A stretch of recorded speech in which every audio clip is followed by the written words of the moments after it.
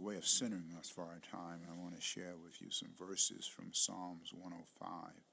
I'll be reading verses 1 through 6 and then 37 through 45, and I'll be using the Common English Bible translation. Give thanks to the Lord, call upon his name, make his deeds known to all people.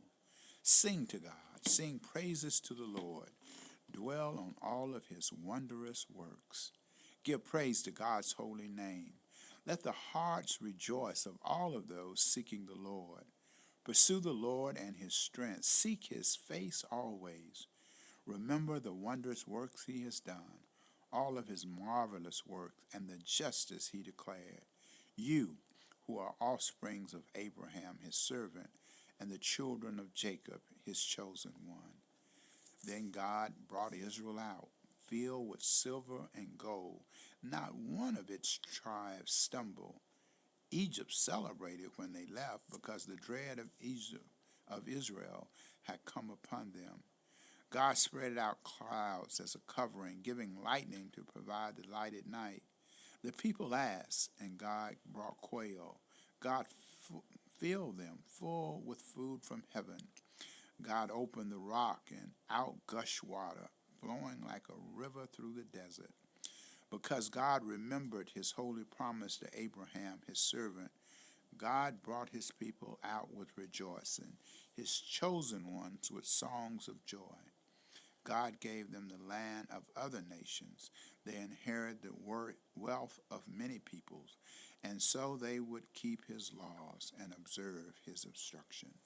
Praise the Lord. Hello, I want to welcome you to Hobson UMC on YouTube. I am VHD Jr. I am the lead pastor here at Hobson, and I'm in for my weekly conversation with my son Trey as he helps me to transition from a time of study and meditation and praying about the scripture and opening myself up to what it's saying to help me now put it into some kind of context and to help frame and shape the message that will come for this Sunday.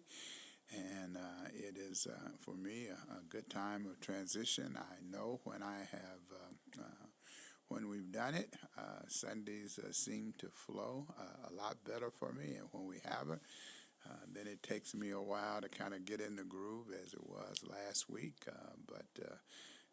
As I say, we didn't do it last week, but we had real good reasons for last week because we had a very busy week. And normally we do recording either on Wednesday or Thursday. And on Wednesday, it was Mason's birthday, and so I knew Trey had responsibilities for that. And then on Thursday, it was election day here in Nashville,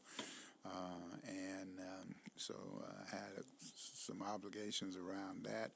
And then on Thursday night, Trey's beloved Eagles were playing, and so whenever the Eagles play, it's for him and good friend Reverend Doug Walker down in Florida.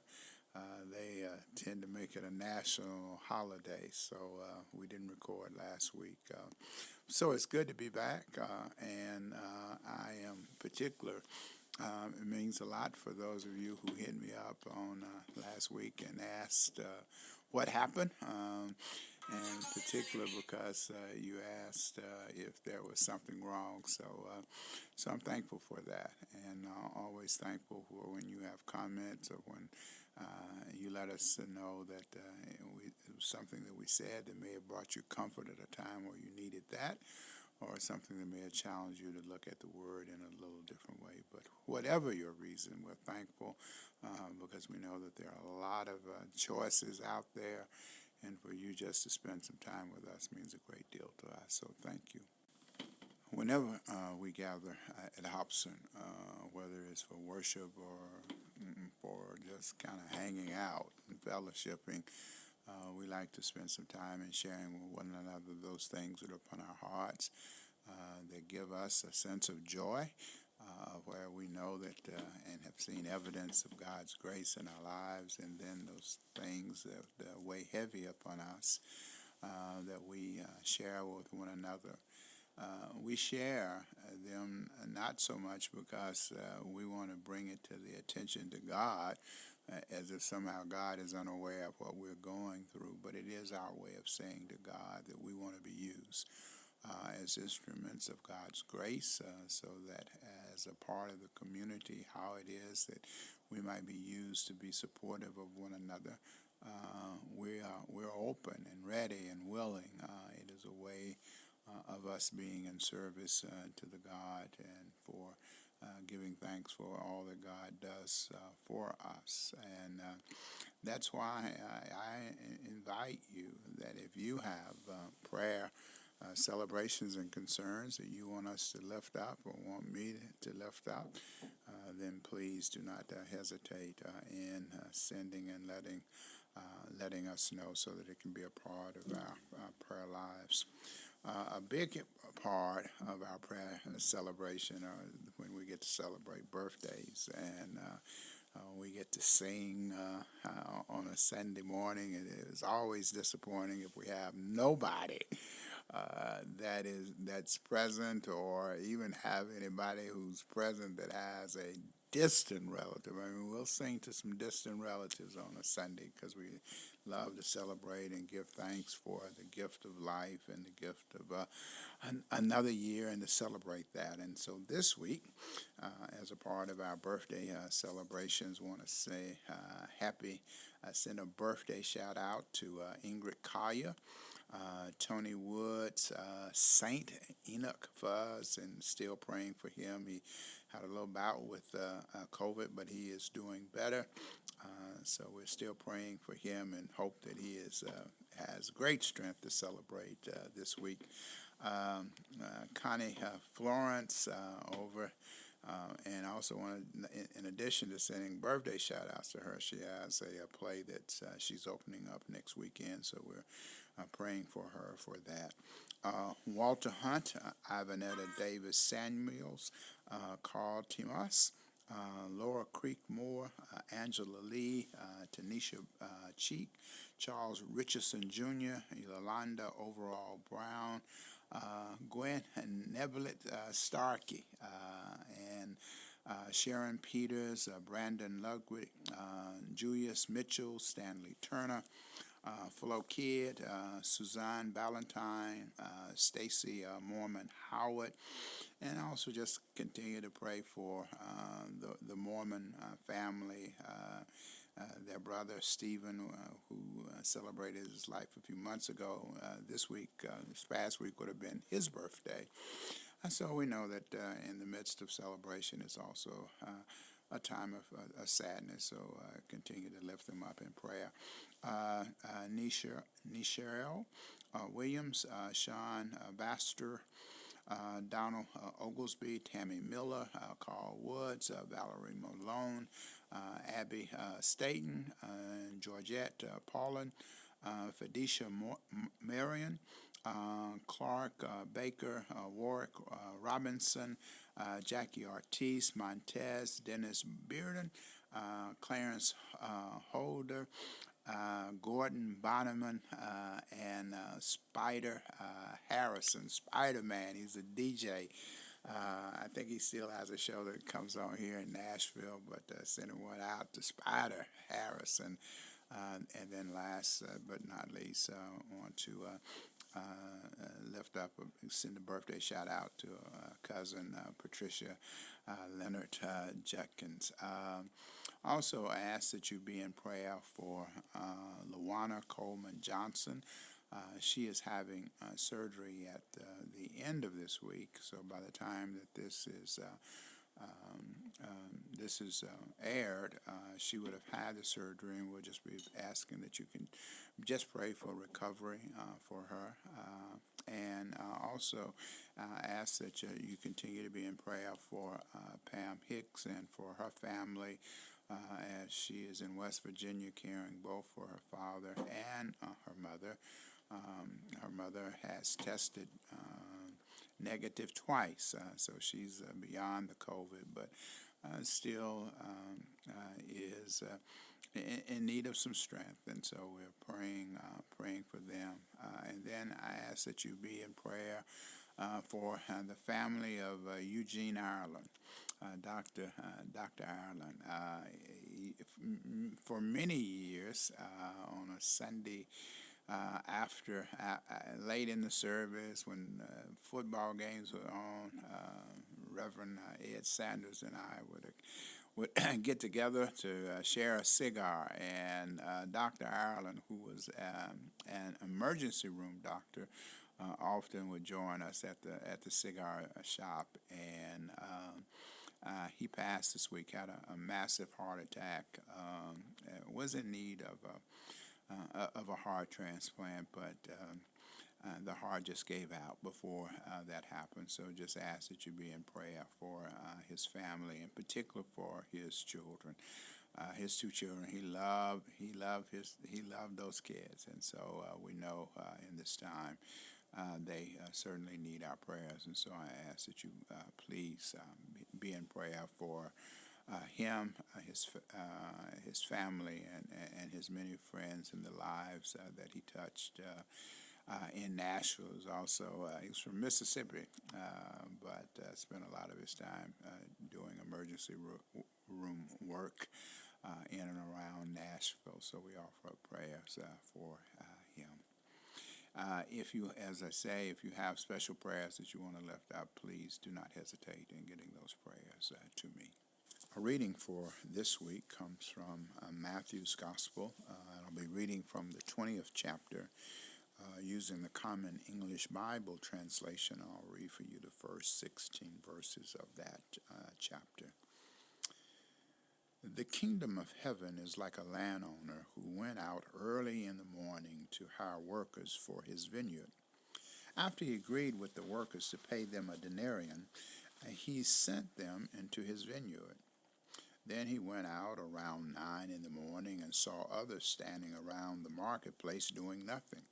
He said to them, "You also go into the vineyard, and I'll pay you whatever is right." And they went. Again around noon, and then at 3 in the afternoon, he did the same thing. Around 5 in the afternoon, he went and found others standing around, and he said to them, "Why are you just standing around here doing nothing all day long?" "Because nobody has hired us," they replied. He responded, "You also go into the vineyard." When evening came, the owner of the vineyard said to his manager, "Call the workers and give them their wages, beginning with the last one hired and moving on finally to the first." When those who were hired at 5 in the afternoon came, one received a denarius. Now, when those hired first came, they thought that they would receive more, but each of them also received a denarius. When they received it, they grumbled against the landowner. "Those who were hired last worked 1 hour, and they received the same pay as we did, even though we had to work the whole day in the hot sun." But the landowner replied to them, "Friend, I did you no wrong. Didn't I agree to pay you a denarius? Take what belongs to you and go. I want to give to this one who was hired last the same as I give to you. Don't I have the right to do that, what I want with what belongs to me? Or are you resentful because I am generous?" So those who are last will be first, and those who are first will be last. This is the word of God for the people of God. Thanks be to God. For the last few weeks, we have had some parables from Matthew's Gospel that we have been discussing on Sunday morning and sharing with those who have come and sharing online for those who watch us online. And the parables that we've had in the last few weeks have been challenging for us, but at least the people at some point have been able to see themselves or see some ways that the parable might help them in their living. And so they've kind of embraced it, and I felt good about the responses that I've gotten from those who were there, and the conversations that we had after service about the parables. You know, there are some parables that Jesus tells that people just love, and when they come up in the preaching rotation, people really look forward to hearing those stories. I mean, probably I don't know whether it's probably a toss up between the one of the Good Samaritan, of where the one that we did not anticipate and stopping and helping is the one who stopped and helped. We like that, and then, but if it's probably number two, because the one I think that most of us would probably say is the parable of the two sons, and the son who goes to his father and asks for his inheritance and then leaves, but then ultimately that comes back. Between those two, because when we hear those, everyone finds themselves as having been at some point in some place in that story, whether we in the story of the Good Samaritan, whether we have been those who have walked by and overlooked people of whom we should, or whether we have been at places and times where we stop to be able to reach out. And, or then, for many of us, we've been that person who was in the ditch, and it was the unexpected person who reached out to us. Other than, of course, in the story of the two boys, then,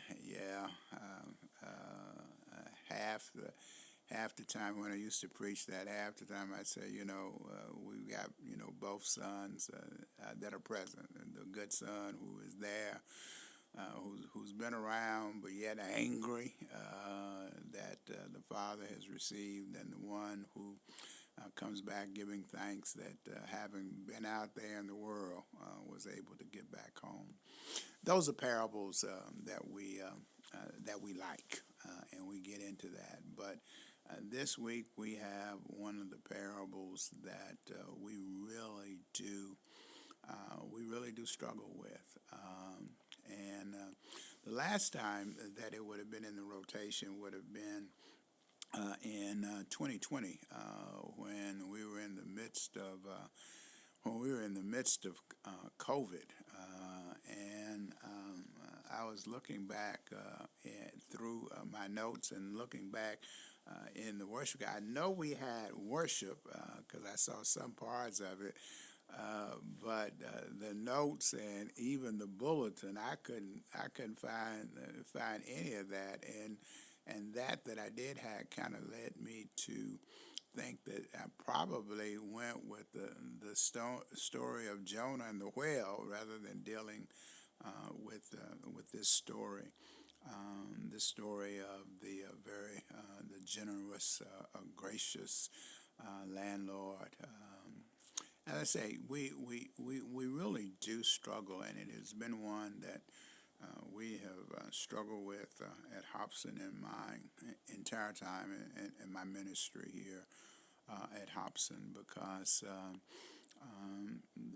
seldom have the hearers of the word view themselves as being those who were the last in this passage, the one who was hired at the 5 o'clock, even though that there was a time when our ministry, a big part of our ministry, was dealing with people who were homeless and people who were dealing with addiction. And so for them, they certainly understood the story and understood what it meant to be those that were in the marketplace and who were hired at the 5 o'clock hour and did not work very long. But for most of us, we have looked at this story and have seen and thought of ourselves as those.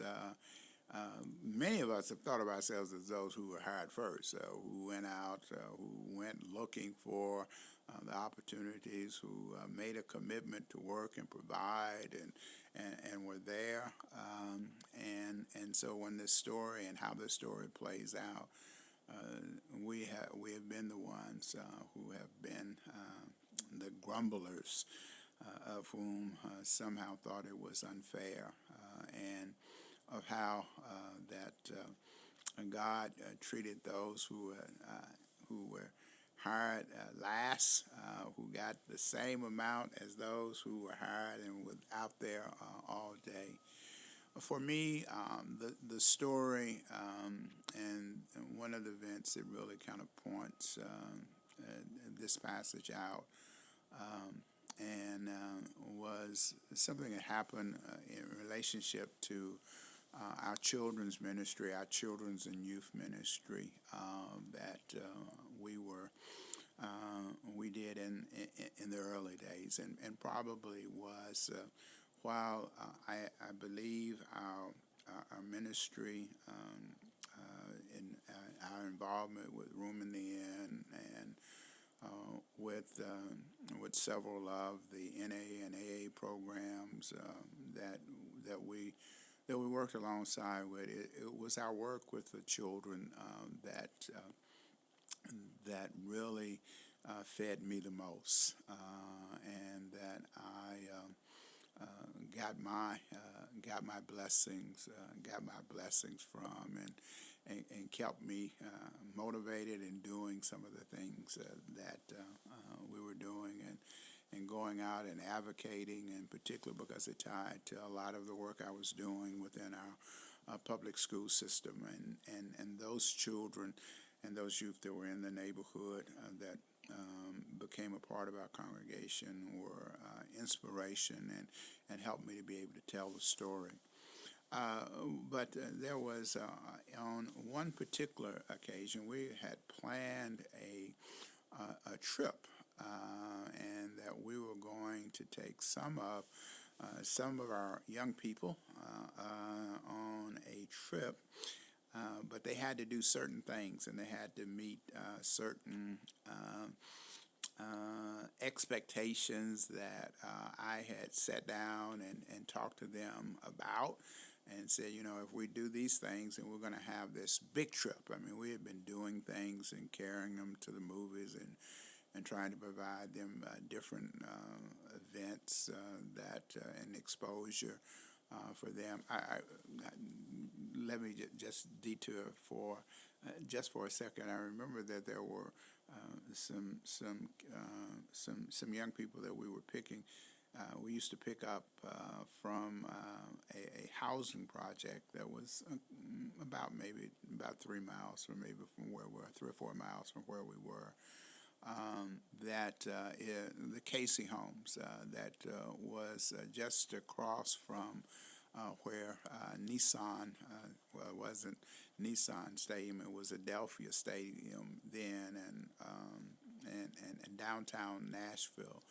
And I remember one Sunday, and I say I apologize for detouring. I'm an old man, and so sometimes that happens to me. But I remember one Sunday in carrying them, I didn't want to eat lunch at church. I didn't want to eat what they were providing.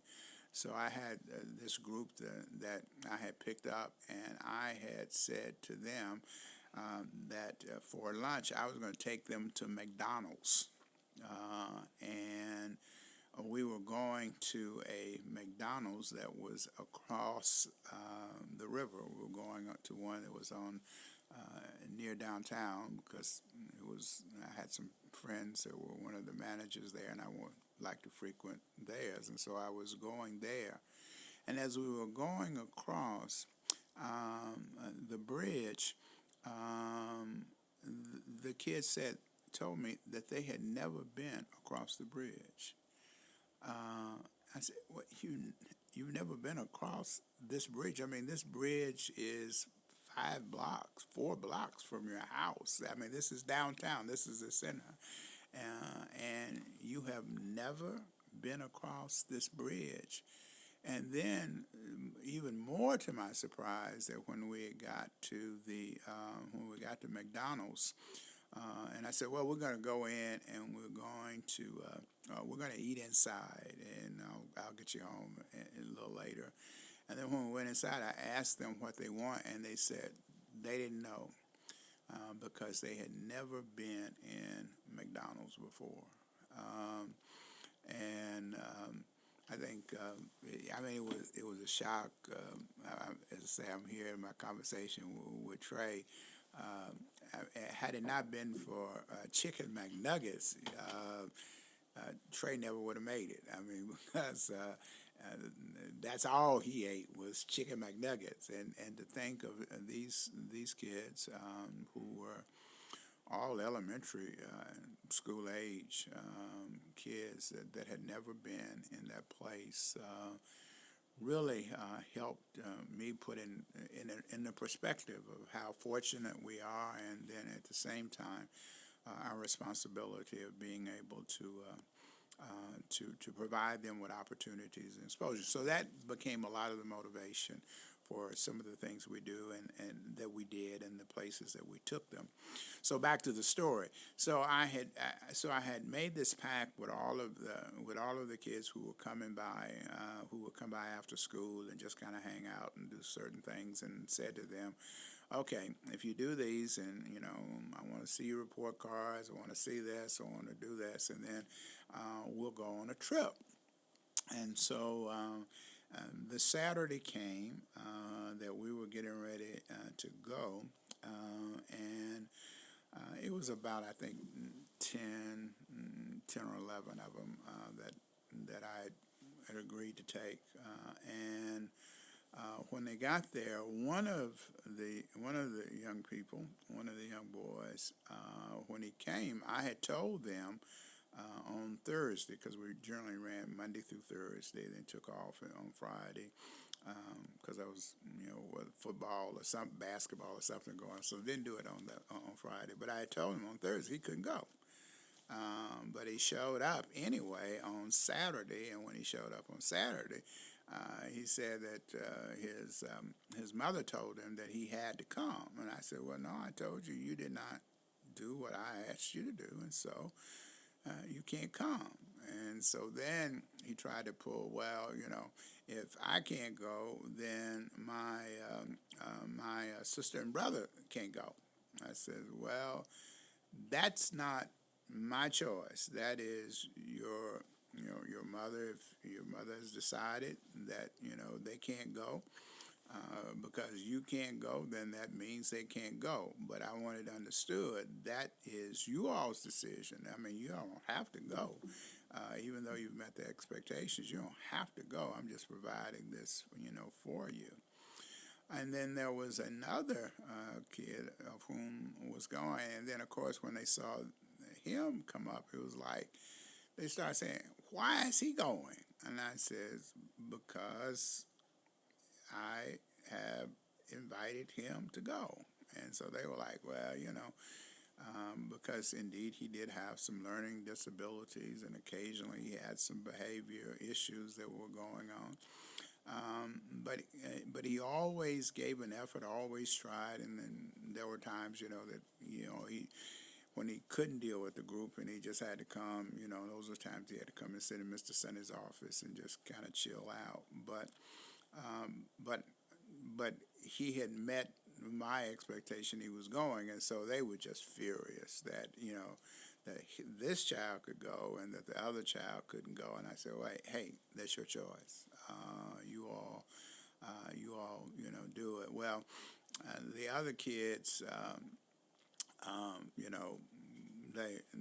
the siblings decided they still wanted to go, and so they says, well, you gotta take him because he's here and he doesn't have a way home. I says, well, before we go, I'll drop him off at home. And so when I dropped him off at home, needless to say, his mother cussed me out. And what I couldn't. I said, hey, look, made a pact. He didn't do what I asked him to do. He can't can't go, and whether or not the other ones go, that's strictly up to you. But I am getting ready. I'm getting ready to leave.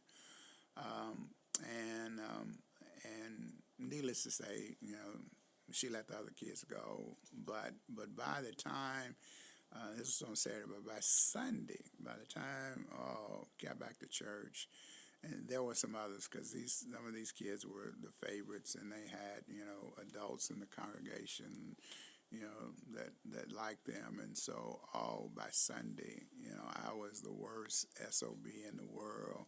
That I had not let this one go, that I had let this other one, and the kid that I had decided to go, that most of the people didn't like, even the adults for the most part didn't like him, and I think that there were even times that his parents sent him to church just so that they wouldn't have to be bothered with him for a while.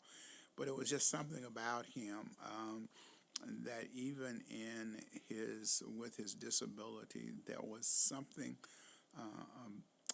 about his heart, about his spirit, and as I say, about 4 people jumped me after church and were reading me the riot act of not letting this one kid go and taking this other kid to go. And then in my, as Joanne Robinson would sometimes say, in my pettiness, I asked them, because one of the persons who was arguing with me was then the treasurer of the church, and I said, where was this trip in the budget? How much did this trip cost us in the budget? And they said, it wasn't in the budget. And we don't know where the money came from. I said, well, the money came from me. I paid for the trip. It was my way of rewarding them, and so I paid for them. And so it didn't cost you anything. It didn't deprive. It was my treat, and what I made a decision to do is what I did. And then in order to after they just kind of still upset with them, I shared with them this story and this parable that the man who did that, we had made the agreement that the young man who did not live up to the expectation, I didn't deny him the opportunity to go because I didn't like him. Matter of fact, I was very fond of him, but he did not meet the expectation that he agreed to. It wasn't something that because in each of their cases, I asked them, tell me, okay, what are you going to do so that you can be able to go on this trip? And it varied from some kids, getting a paper in or writing something or whatever it was, to just with the last kid of saying, hey, I'm not going to get in trouble in school all of this week. And I says, well, you have to make sure that your teachers, that you bring a note saying that you're getting in trouble. And so with the note, he had lived up to the expectation and lived up to the agreement. And I reminded them as a church, I says that, that's how God is. That yes, you all have labeled me as unfair. But guess what? We all serve a God that is unfair. Because we don't all get what we deserve because of God's grace and God's mercy, that there are a lot of us that have gotten to go on trips that other people thought we shouldn't have gotten to go on. There are other blessings that we've received in our lives that people didn't think that we deserved. But God and our relationship with God provided them for us. And so that ultimately, we better get used to this because hopefully each of you all that we're in this ministry and we're in community together, ultimately we want to all be together in heaven. And when we get to heaven, there will be, I don't know how it's going to be pulled off, but there will be no number ones. There will be no number twos. In fact, some of the people of whom, as the story says, who we thought were last will be first, and some of those who we thought would be first will be last. What is important for us is just to give thanks that we're in the list and that we're there and that we are doing and trying to meet the expectations that we, within our own covenant relationship that we have within the community and with God. And so whenever this story comes along, I remember that time and give thanks because it always reminds me of the time, yes, that we call God and being unfair. But I am so thankful that I serve an unfair God. Well, Mr. Dixon, how are things going with you? Things are going pretty good. How was No your complaints. day? How was your day? Oh man, it was rather busy, Uh-huh. but it was pretty good. It ended well. Okay. Yeah, but it was pretty busy at the beginning of it. Yeah, yeah. Had a good day myself, and particular, and dropping Mason off, and then and later, riding around with him and him ordering me and telling me which way to turn and going, and one of the we were going, and I didn't go one of the ways. I went down another street because he didn't. I was trying to go by Walgreens to pick up a prescription, but in typical Walgreens fashion, when I got there, it was like 10 cars in the line. So I said, I'm not waiting in this line to get that. But the direction I was taking, we rode by the church that Brittany attends, and I guess Mason thought that I was going, and he said, I said Daddy's church, not Mommy's church. I said, we're not going. We're going to go by. He says, okay, because he wanted to make sure that I brought you some French fries. And so he got that. So it was good. It was good afternoon, and he enjoyed and got a new drink. Let him have some strawberry Fanta, because he's a raspberry Fanta, and they didn't have raspberry, so he got strawberry. So he called it iced tea and said, "Okay, let's go with it. Let's go with it." So I had a pretty good day, and then also I went to the doctor, and I want to take this opportunity to thank those who have reached out and have asked, particularly last week, who thought maybe something was wrong from the health wise, but I went and just to give kind of update, the stones are still there. And the doctor says, they're there, they're small, they're kind of still at the bottom of your bottom of the kidney, and we could run a scope and do all that kind of stuff, and that's kind of and probably still wouldn't get them where they are, and you would be extremely sore after that. And then the other one is to go through your back and then just go in the kidney, and that is a very invasive.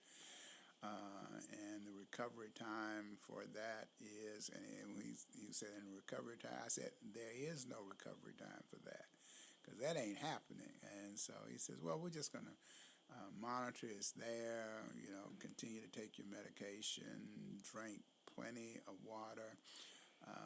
Every now and then, if you have, stand on your head, and maybe they'll float down. And I told my standing on my head days is long over with. So, but we'll see what'll happen. So, but I want to thank all of those who've been offering up prayers, and so doing well with that.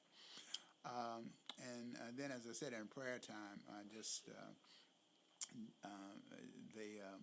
probably the shocking news was when I heard about Dr. Ireland, and so that kind of really, because I had just talked about him just a few days ago, because we used to remember.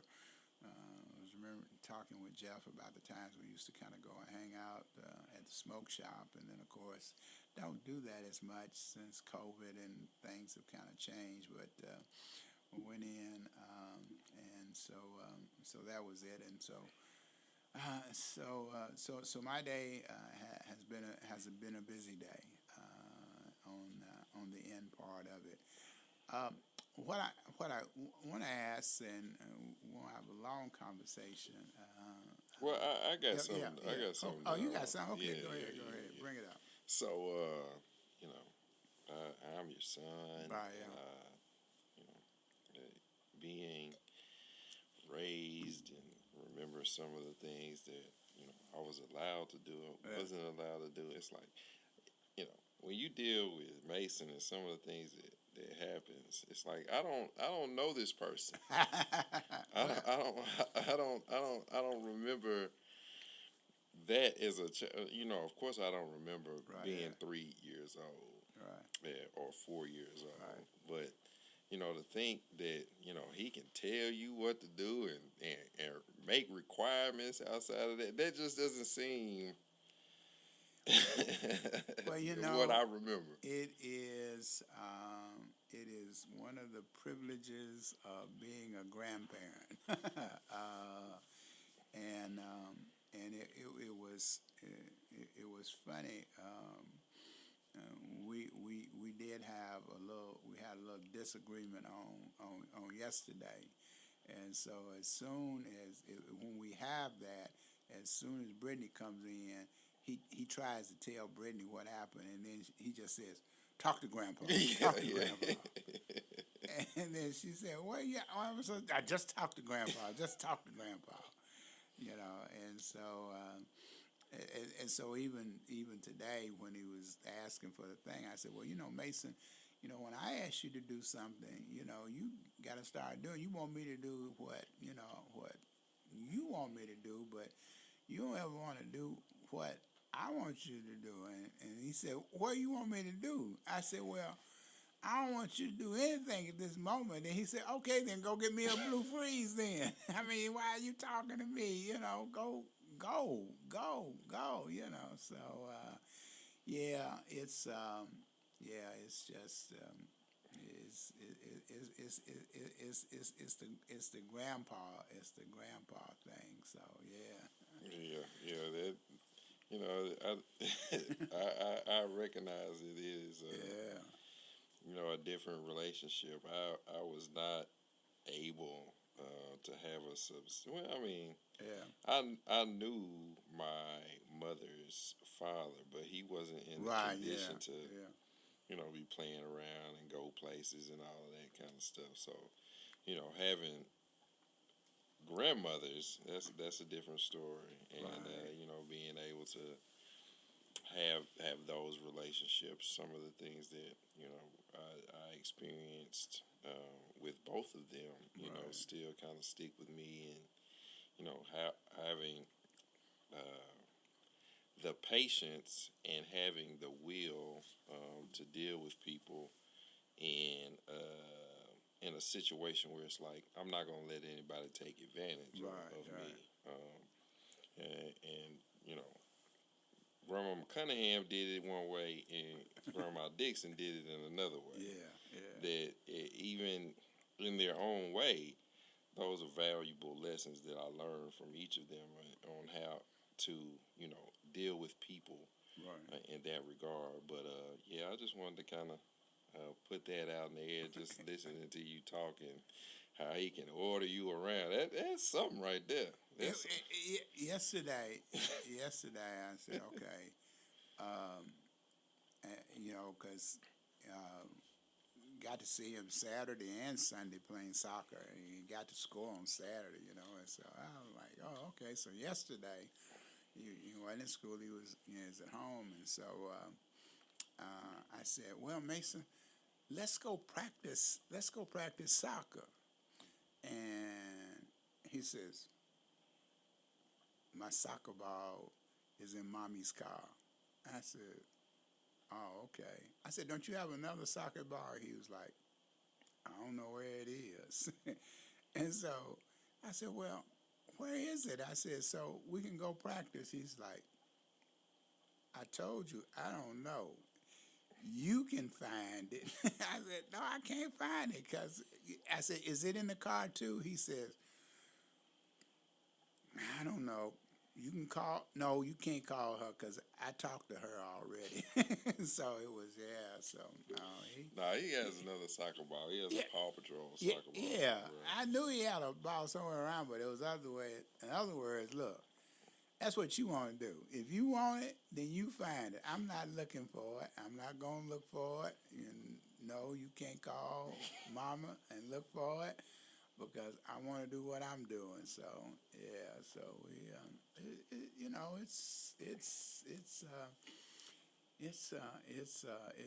it's a good thing, and I do try to tell him from time to time. I said, you could at least say please sometimes, but I enjoy it, and I think he enjoy it. It's just like today when we came by here. So I was getting him in the truck and getting ready to leave. He was like, I didn't give Daddy a hug. I said, well, you can give him one later. He says, let me go now. And so I said, okay, well, you can go now, but we got to go because your mother's waiting. Your mother's waiting on you. So, but anyway, Yeah. well, this is a real quick kind of comment because this just seems, 2 weeks ago we were talking about Dion and what was going to happen, and of course he is now 3-0, and everybody's talking, and he was on 60 Minutes, and is getting a lot of airplay with that, and his son. They said his son gave a player a cheap shot and poked him in the eye. But the University of Colorado, even though they had film of it, the University of Colorado says that they were not going to do anything to him.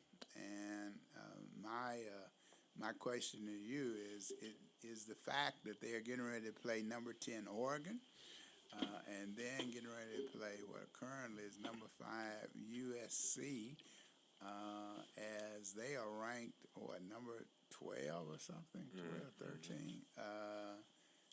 Do you think that has anything to do with the fact that he's not going to be punished? Well, here's what I think about it. That Okay. if it was an offense that was punishable in that way, that one, it would have been something that happened during the game. They would have, kicked him out, made him disqualified him, done something like that.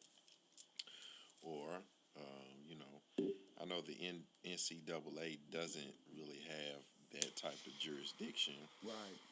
but they could have came out and made a comment in regards to it.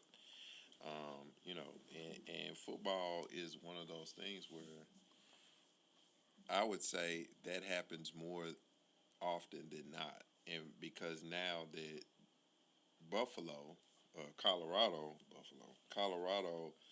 is under this microscope, Right. that these type of things are being paid so much attention to that the I guess poking them in the eye, gouging them in the eye, whatever the case may be, it's one of those things where now you're using that to say, oh, okay, we got them now. They need to do something. That you're putting them under this lens of saying he needs to do something. But it is one of those things where you just have to take it as a grain of salt with that. I don't think it was. I saw it. I don't think it was necessarily a cheap shot, Right. but it was just one of those things. Yeah. If he had done something in the course of the game and the referees saw it, then the referees would have made the call and got him up out of the football. Right. Right. Well, I bring it up because I was with a couple of stopped by a meeting today, and we're a couple of older guys that are in my age and a little older, and they were talking about their football days, and they were talking about the stuff that used to go on when they were playing. and they were like, that kind of stuff, all that stuff went on, and you had to do it, and and as one of the guys pointed out, says that the difference now is that you got cameras on everybody, and you get to see it. When we were playing, I mean, we would be happy. We'd be lucky if the game was filmed, on a Super 8 and then got produced, developed so that they could be able to look, let alone to be able to see all the angles that they got to talking about. Who would ever thought that, on a Saturday afternoon, you can turn on and just about see any team going on, playing and all of the camera angles that they have and being able to see that. And so, as you say, there's so much, there's so much that's going on that's in real time that when they're watching, they can't see it. But if they went back, well, if you could go back and watch the game, there are probably hundreds of infractions that take place that you just can't witness at that particular time. And just to be able to single out, he says, I would have met, what the guy said, of the 300 games that were probably played this weekend, that something like that probably happened in every single one of them.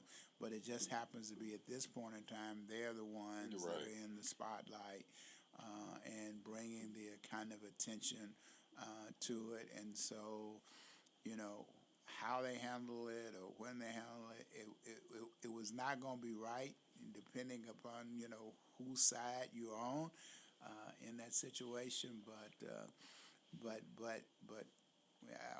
I'll close. I close with this, and and the guy because we're on Facebook, and he reminded me. He said, "Did you see a certain person's Facebook?" I said, "Yeah, I did." And the Facebook post said, it was talking about how people are getting divorced today, and and and the post on it said, "Oh, if Grandma had had Facebook, Grandpa would have been gone a long time ago." Just didn't have that availability of the information and how the world is just being able to change and be able to see. So yes, it's so shoot when Grandma thought Grandpa was at the lodge meeting, didn't know, But now we've got all of this, and all we're able to see and to be able to break things down, and so, and it really does. And then I really will close with this. I've almost, I've gotten to the place that I probably rather sit at home and watch the game, because I want to be able to see the replays. I want to be able to see and have all the stuff brought to attention. I love being at the game and being with the crowd. I love the popcorn. I love being able to see people. But as far as the game itself, I want to be able to see all the replays and go back. And I was watching a game the other day, and after review, the player was out. I mean, and it was like a quarter inch of his toe was on the line, which meant he was out of bounds. That never would have happened when I was seeing football games in the early '70s. It would have. It was no instant replay. Heck, it was no replay. Let alone so. Yeah. And the replay, has changed the game. I mean, you want to get it right, but some of the human element has, been taken out of the game from that aspect of it. But I think it was one game though. I think it may have been Middle Tennessee, where clearly the guy made the field goal, and the referee said nope, did not make the field goal. They did the replay. They showed all the stuff, and he made the field goal, but the official said, "I'm not changing my decision." He missed the field, and they ultimately lost the game. So, So even with replays and all of the things we have, still there are some people of whom are buttholes in the midst of all of that. So yeah, I want to thank you again for coming and spending some time with us, and hope and ask that you continue to pray and lift up those of whom are part of our community and our extended family who are just dealing with some things and dealing with some issues, in particular those of whom are in the process of dealing with recovery. In particular, I want to, as I say, lift up Luana with her recent surgery, and those who are dealing with grief in the midst of this season, and just to fall is getting ready to come. I heard a sermon this past week from Joanne Robinson. It was talking about reset. And so it is a time for us to reset and to kind of refocus. And I hope and give thanks for those of you who use this vehicle and this conversation as the opportunity to help you to be able to reset and to refocus and to give thanks that in the midst of all that we're going through and all that we're doing that God is on our side. Even when people don't want God to be on our side, God is still on our side and bringing us through and bringing healing and blessing us beyond what we can even begin to imagine. So thank you, and let me let you know that you're listening and you're sharing this time with us is indeed a blessing to us.